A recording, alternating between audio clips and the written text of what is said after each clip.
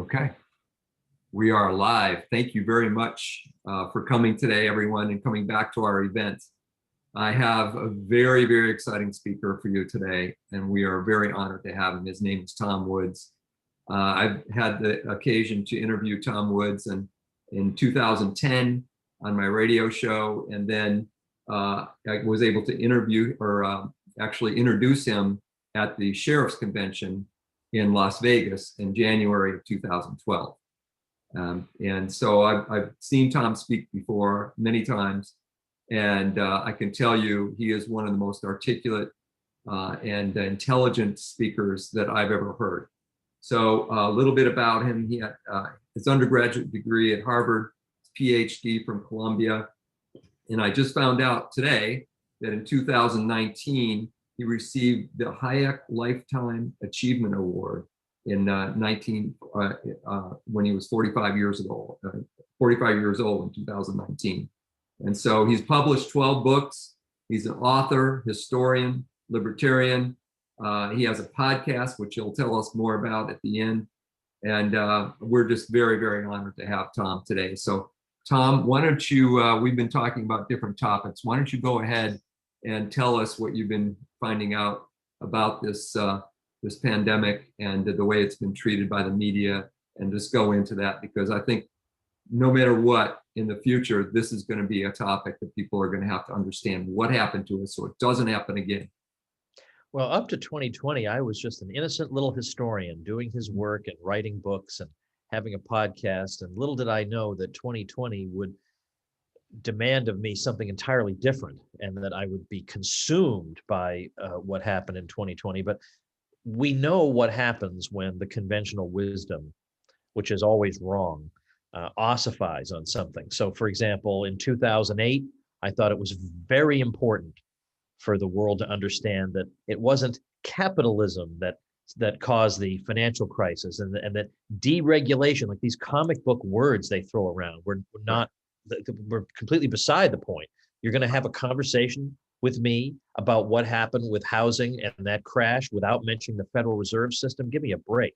Right. So it's important to because if you get this wrong, then next time they'll say, well, you see, we know what happens when we give you people too much freedom. You cause a housing bubble. We need to crack more skulls. Or the Great Depression. That one they've got wrong over and over and over. But again, year after year, we hear, well, we got to learn the lessons of 1929. They're all the wrong lessons. So with this thing, if we don't get this right, they're going to lock us down every 3 years. I don't particularly relish that. Mm-hmm. So that's what makes it so urgent that we look into it. Now, when this first hit my radar, at the end of 2019, early 2020, like a lot of people, I was just following the news and reading what was happening in China and assuming that eventually it was going to spread all over the world, and then wondering what the impact on the United States would be. Then March 2020, we didn't have really great numbers yet in terms of how lethal it was. Right. So I didn't really know what we were dealing with, and I thought I would take a wait and see approach. Right. So then I did wait and see.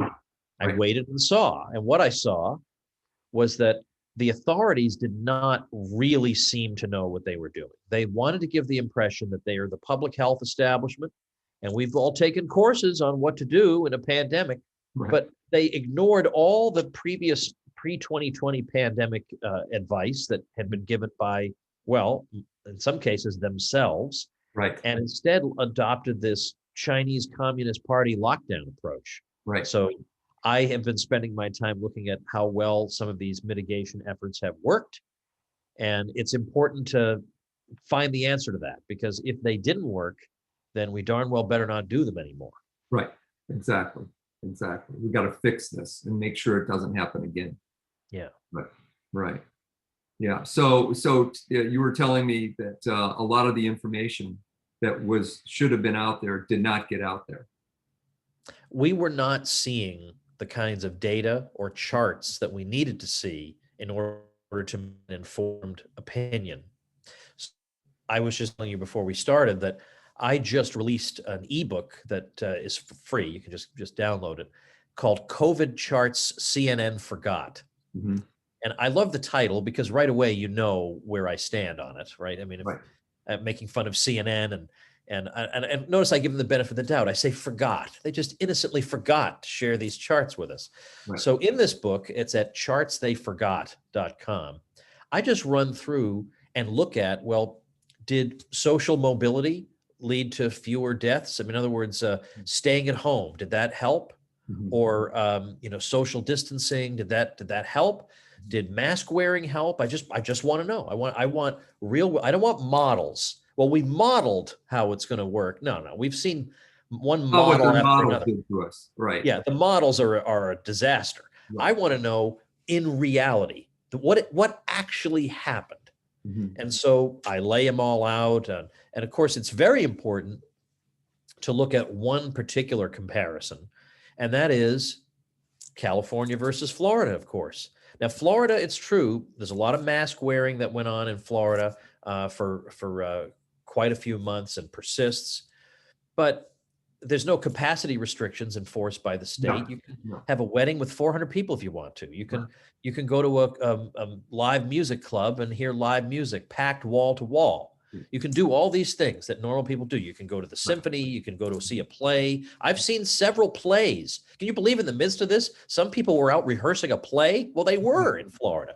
In California, that was the one Disney property in the entire world that remained closed was Disneyland in California.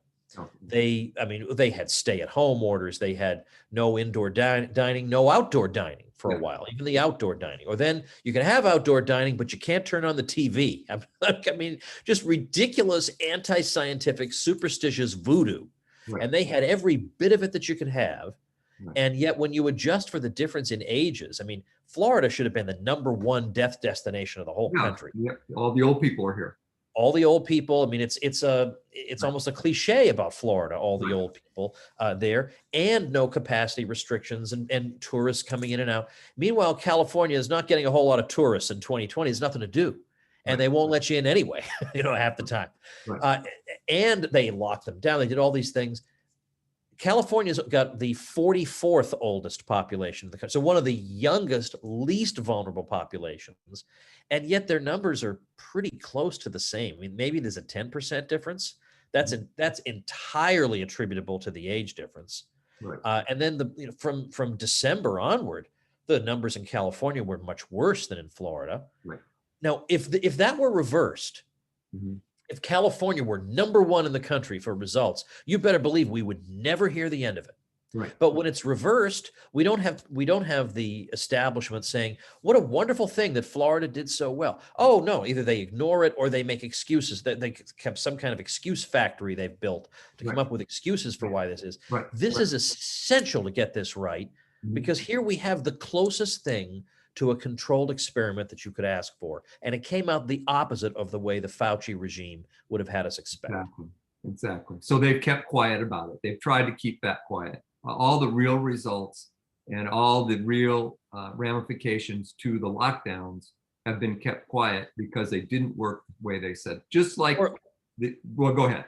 Well, I can't help jumping in because I think the most spectacular thing I've seen on television with regard to this involved a fellow named Andy Slavitt, who's a advisor to the White House on COVID. And Slavitt was on MSNBC, so he probably figured no need to prep for this. These are all going to be softballs right over the plate. Right. But instead, he actually, believe it or not, he actually got asked a challenging question by an MSNBC anchor. I mean, amazing. Weird things happen now and again. Right. And the question was, look, California and Florida. California basically ruined everybody's lives for a year, and Florida didn't. And yet their results are completely comparable. How do we explain that? And I was dying to hear his answer because I thought, surely these shysters have some explanation, right? Even if it's just nonsense, they must have something. Right. I kid you not. His answer was, well, there are a lot of things about this virus that are just a bit beyond our understanding. So first of all, he admitted the very thing that I have innocently been asking them to admit for a year. Just tell us you don't totally understand it. Yeah. Just tell us you don't fully get how it works, because clearly you don't. Because these alleged mitigation measures that you're recommending are not helping, and they obviously the virus doesn't work the way you think it does. And so, he had to freely admit that he had no idea. But what we do know is that masks and social distancing work. Well, you know what? We know no such thing.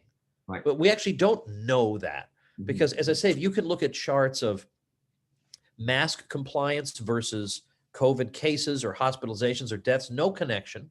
Right. If I show you, the numbers, the COVID numbers in all kinds of European countries, I can show you the UK, Spain, Austria, Germany, Italy, on and on and on Belgium. I can show all of them to you. And then I say, all right, here's the curve. I want you to show me where on the curve did people start wearing masks. I just want you to take a guess. Now, most people would guess it was probably somewhere at the top, and then people started wearing masks, and then the numbers came down because masks are so effective.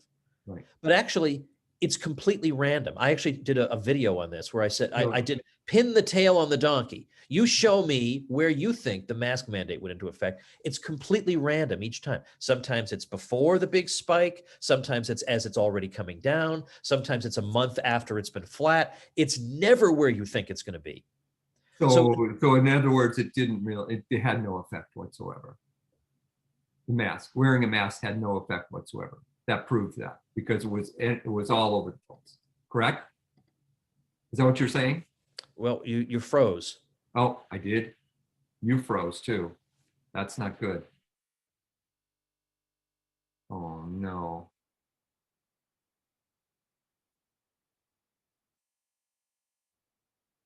Let's see something here.